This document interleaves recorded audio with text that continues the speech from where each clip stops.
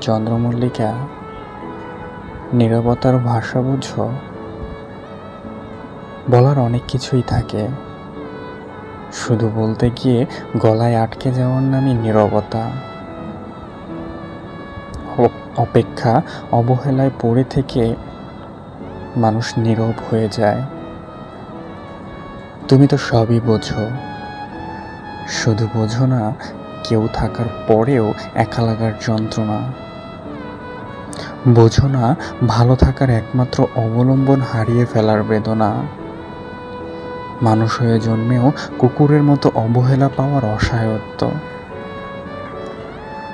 ওই যে সঙ্গী হারানো ডাহুক পাখির চিৎকার, কান্না।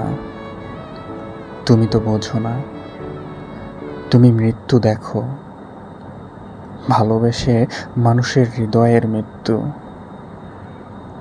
এসব দেখে দেখে অভ্যস্ত তুমি।